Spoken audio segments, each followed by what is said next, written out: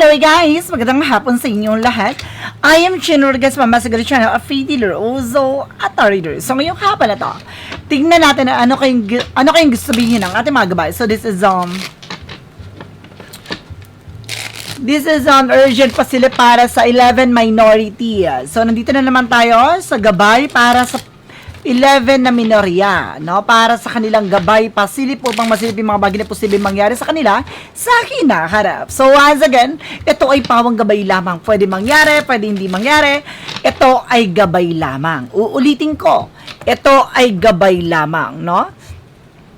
So and of course guys, don't forget to like and subscribe my channel and hit the for more videos update. Maraming salamat sa mga walang sawa magsuporta sa aking channel, lalo na ang dirigi-skip ng ads o ipagpalain kayo ng Diyos at may kapal, siksik-liglig na guumapaw na biyayang manambalik sa inyo. So let's see guys, what is the messages, advices, no, ng ating angel spirit, no, para sa 11 minority. So let's see and watch this.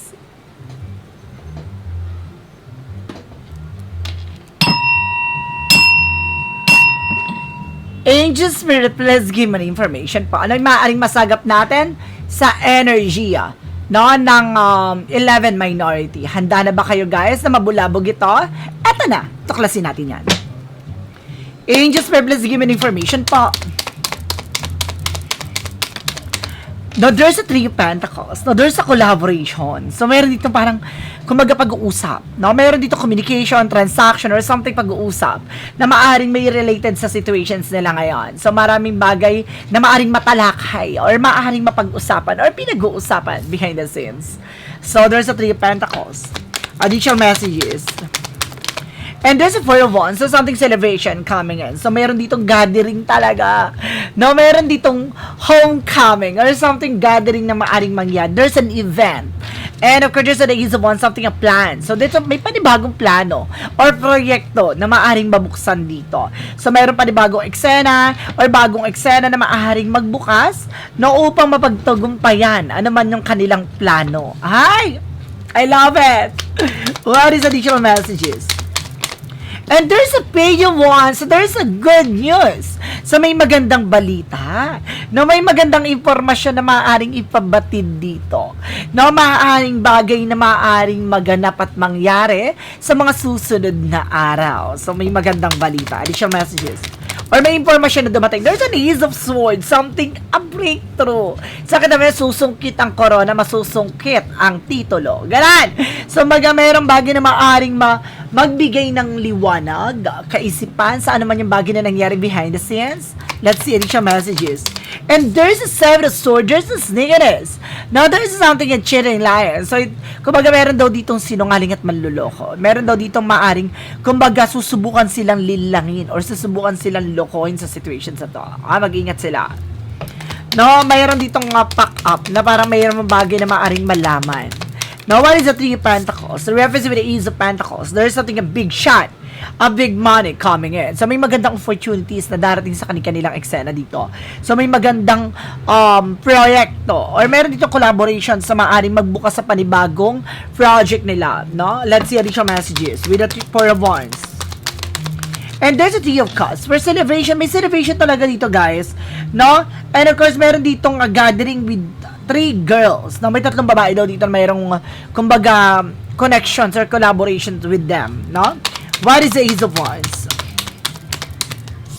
There's a Seven of Pentacles, there's a harvest time. So, may mga bagay na aanihin dito. Na may mga bagay na maaaring magbukas, no? Para, kumbaga, makuha naman yung bagay na what they deserve. So, the Seven of Pentacles, something harvest time. A consequences. Now, there's something, a plan, na maaaring, kumbaga, anihin nila. O ano man plano to, maaaring there's a harvest time. Kita niyo yan, ha? What is the Page of Wands? The Page of Wands represent what? This is the Queen of Pentacles, no? Ito ay tungkol, atong impormasyon na may tungkol sa greedy, about sa power, about sa pera, about sa finances, about sa territory, about sa possession. So, ito yung kailangan just being mature and being grounded. So, kailangan, kumbaga, maging mature sila sa mga desisyon na gagawin nila at meron silang balita na maaring malaman nila tungkol sa tao na to. What is the Ace of Swords? No, there's an eight of swords. So, meron din dito matutumbok nila at maaring malalaman nila, no? Kung sino yung may iipit sa sitwasyon. Alam nila. So, there's something breakthrough. Meron daw dito may iipit sa eksena, guys. No, so there's a blindfold na wala siyang kamalay-malay what's going on. So, may bulabog. No, tulad na sinasabi nila, diba? May 11 na, there's an 11 minority, and it's all about bulagaan. So, ito na nga, totoo nga, na mabubulaga talaga, no? Kung sino man yung kumukontra sa kanila, and at the same time, so kung sino man yung, kumbaga, gumagawa ng eksena tungkol sa kanila. So, ibig sabihin talaga, mabubulaga talaga to. So, sa kanila nang galing yung bulaga ang word, no? At sila mismo ang mabubulaga sa sitwasyon. Wow, okay. What is the Seven of Swords? There's a Sun card. Malalaman na, there's a cheating lying. So, malalaman na kung sino to sinungaling. At kung sino ba talaga yung manloloko sa situations na to. Matatapos na ang mga eksena sa mga susunod na araw. So, may mga bagay na parang lilinisin with the Sun card. There's a purification na parang lilinisin, aalisin, yung toxic or toxin, no, sa situations na to. I feel something toxic talaga siya, no? Let's see what is the Three of Pentacles because the Ace of Pentacles. Representative 5 of Pentacles. Oh! Ibig sabihin nito, itong collaboration na to, there's an offer from them. So, ibig sabihin nito, malalaman ng minority na kaya to ginagawa ng eksena, there's an offer sa kanila para maligtas ang tungkol sa financial loss or tungkol sa flood control issues. So, ibig sabihin, kaya pinalitan sila, no, para maisalba ang about sa flood control issues. Ay! Pasabog yun, ha? Talagang bagay na mayroong kaugnayan, no? Yung mga, kumbaga, kaya pala, no? Talagang, gumawa sila ng Excel para mapalitan, no? Ang dating majority. So, kumbaga, dahil sa reason na yon. Okay. And there's a Six of Swords. There's a transition. Magbabago ang situation. Na mayroon din dito magbabago ng isip, no? Ang utak. What is the Ace of Wands? And of course, the Seven of Pentacles represents the Eight of Wands. It is something communication, transaction, there's a movement. So, meron daw talaga ditong, kumbaga, mag-change ng direction, no? At itong plano na to, yung matagal lang dapat inani. O, anihin na nga ba? Additional messages. So, there's a Page of Wands and the Sun, there's a Queen of Pentacles, representing the Four of Swords. Ay, itong babae na to, na very greedy sa power, ay something stressful right now. Na-stress na siya. Na-depress na siya. Hindi niya na alam kung ano yung patungo nito eksena na to. Nanginginig na sa takot. Ganun. And there's a magician with the power of God. There's something manifestation. So, sinasabi dito, magtatagumpay, malalaman kung sino ba talaga, kung sino itong maiipit sa situation na to. Now, the Ace of Swords, something a breakthrough, a victory, no? And the Eight of Swords, something a toxic and negativity is around. So, tumaga malalaman na kung sino itong, tumaga toxic na to, no, or maiipit sa sitwasyon na to with a magician. No, there's something a magician for creator. No, there's something a manifestation. So, pinapakita dito, malalaman na kung sino nagmamanipulate. At maiipit daw to nagmamanipulate na to. Ay, kilala na. So, galing, kumbaga, very controlling siya, no? Very narcissistic siya, diba? Kumbaga, narcissistic and sarcastic, something like that. So, yun talaga yung, yung tao na yun na maaari may ipit, no? Kumbaga, very dictator and very manipulator tong tao na to. Diba? Kilala nyo na yung sino yun. So, kumbaga, malalaman na. And there's a Two of Cups. There's a partnership. May partnership daw dito, guys, na maaring lilitaw, na maaring luminaw, no? Kung bakit na nagkaroon ng something, laglagan, na parang there's a cheating lying. So, ganun. So, let's see. What is the additional messages for the outcome? And there's a Ten of Pentacles about sa wealth. So, ibig sabihin talaga nito, may collaboration, no? Kaya ano nito, para maligtas talaga about sa mga issue about sa flood controls, diba? And kasi itong tao na to, kumbaga, itong situations na to, ay para maliligtas sa kanilang mga, kumbaga, tagong yaman. So, yun pala yun. Let's see, and of course, there's the King of Wands, something vision. So, meron daw ditong lalaking, kumbaga, nasa-sense niya na, nakikita niya na yung magiging bigger picture. No? Mayroon ditong lalaking malakas ang pakiramdam, guys. No? Isa sa parte ng minority na malakas ang pakiramdam. No? And of course, there's a Moon card for revelation. So, talaga may mga bagay na pari-reveal. Ay, my God. It's more on revelation, guys. And there's an emperor. So, be mature enough in being grounded. So, kailangan lang maging mature sila sa mga desisyon nila. Lalaki tong magiging bagong Senate ha. Lalaki siya. Now, there's a strength of confidence. So, kailangan lang lakasan ng loob na maging matapang. And there's a death card. There's an ending and a beginning. So, may mga bagay na matatapos sa talaga. So, matatapos ang kasinungalingan. At itong matatapos na rin daw yung balimbingan. No? Yung mga unyanguan. Ganon. Tatapusin na yon. Ay, gusto ko yan. I love it. So, let's see. Alamin natin yung maaaring masagap natin or advices, no? Pagdating sa ating 11 minority. So, ibig sabihin, mapapalitan nila talagang Senate, no? President. Mapapalitan nila. At malalaman na rin nila what is the hidden agenda it's all about. So, ibig sabihin, natukoy na nila na kaya ito ginagawa ng eksena, ginagawa na para hindi maungkat ang kanilang agenda. Oh. So, let's see. Additional messages. So, let's see. There's the King of Swords with the pattern. May lalaki daw na puputol ng mga eksena nila o imahinasyon.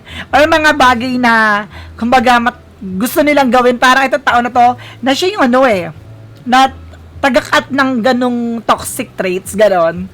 And there's something the world. There's something na success driven. So talaga sa sitwasyon nila, sa position nila, no, sa Senate, no, meron lalaki talaga diyan na very intelligent, no, very kumbaga very witty, no, and of course visionary, na mataas ang kanyang there's the King of Pentacles at meron din daw dito lalaki na very secure, no, talagang kumbaga meron siyang bagay na parang iniingatan or mayroong bagay na kailangang ingatan. Let's see, gusto ko i-clarify. With the Six of Pentacles, now there's something, there's a giving, receiving. So, meron daw dito maaaring magtuloy-tuloy na yung eksena. So, no, parang, kumbaga, ayaw niya lang, kumbaga, meron dito nga sitting aside, no, parang, meron dito lakas lang makiramdam.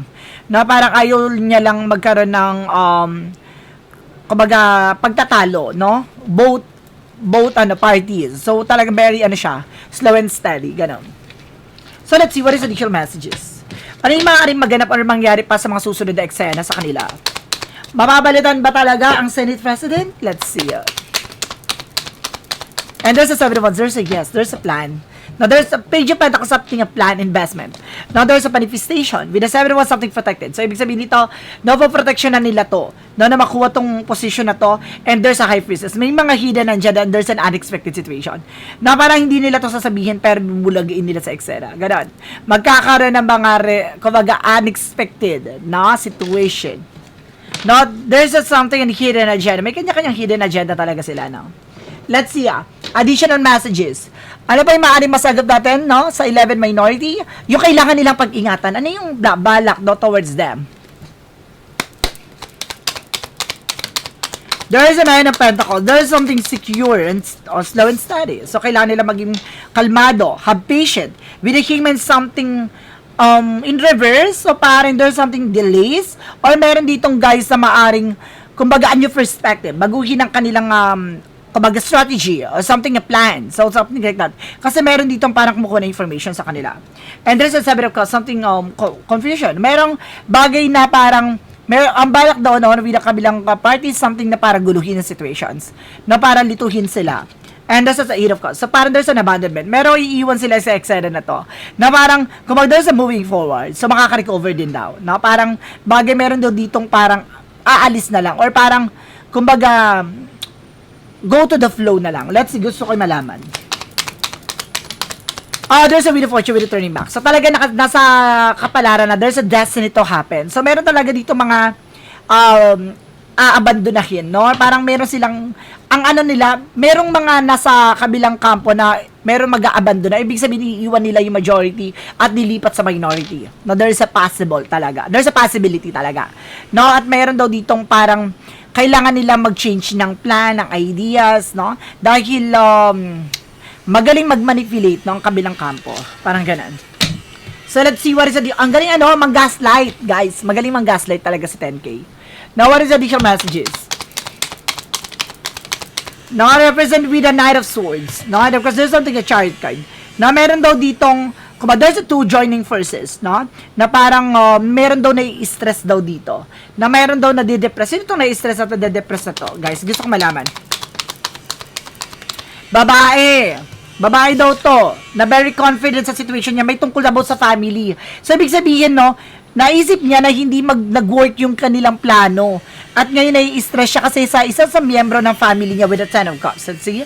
Na maaring maipit sa situation. Itong babae na to is very, very frustrated.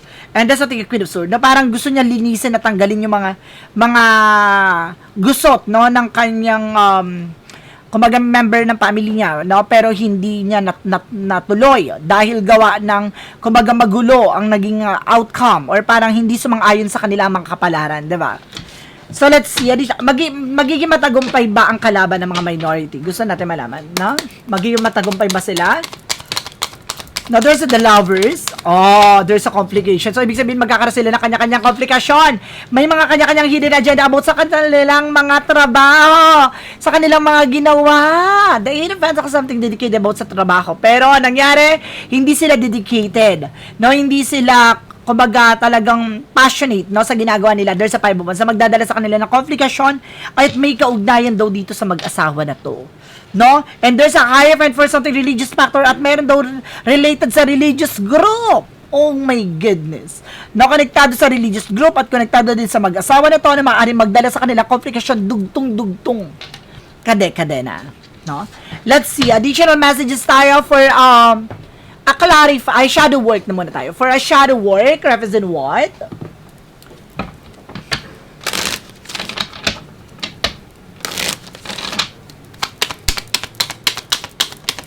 The shadow work represents with the escapism, relaxation facing reality.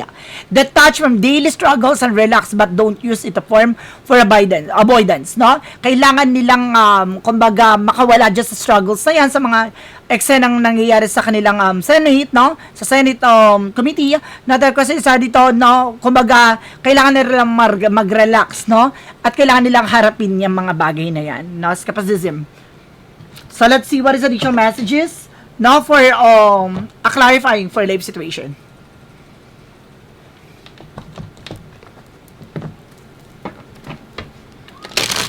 For clarifying for life situation, represent with the rising flames. One more card, no, para maano natin.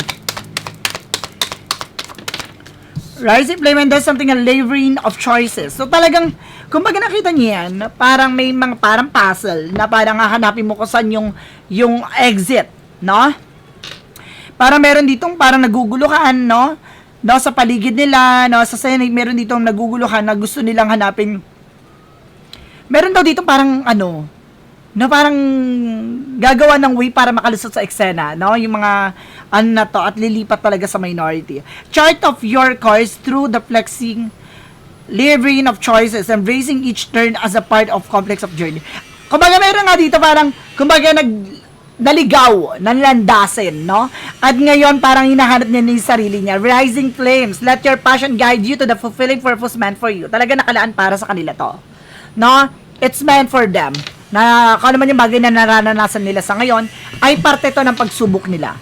Now from what lies beneath, we hear the future. No, kaya nga maraming mga kaganapan, diba? Ang daming nangyari. No, may teleserye, may drama, may action. No, they're trying talaga na baguhin yung eksena. From what lies beneath, we hear the future. Angel Spirit, please give me an information po. From what lies beneath, we hear the future. Give me an information po. Ay! No, there is an NB. No, itong inggitera na raw to, no, and of course, there's a police, may police daw dito, no, there's an inggitera. So, ibig sabihin, itong insecure na to ay maaring mahuli o mayroong mga mahuhuling ganapan. There's a police, so may police talagang related. And there's a keeping a promise, so may mga pinangako sa kanila. So, itong inggitera na to, mayroong pinangako, no ba? No, na maaring maipit siya sa situations na to. So, ito na nga. Na dahil sa very insecure nitong tao na to, wala naman tinutukoy kung lalaki o babae. Pero pinapakita dito, itong tao na to yung nangako, no, sa lahat ng nasa paligid nila, no, sa kanilang situations, no, na kumbaga may pangako na matatamis na pangako. Ganon. No, there's parang mabubulaklak na pangako. So guys, this is something an urgent pasilip na para sa 11 minority. So maraming salamat po. And of course, don't forget to like and subscribe my channel and click the for more videos update. Maraming salamat po sa mga walang sawang pag-support sa aking channel. Lalo na ang skip ng ads sa quick pagpalain kayo. Nang Diyos at may kapal siklig-lig nag-uuma po na biyayang manang balik sa inyo. And of course, guys, itong reading nito ay pawang gabay lamang. Pag ulitin ko, gabay lamang po ito. No, pwede mangyari, pwede hindi mangyari. Ito ay gabay lamang. And of course, guys, maraming salamat and see you next video. Bye-bye and babush.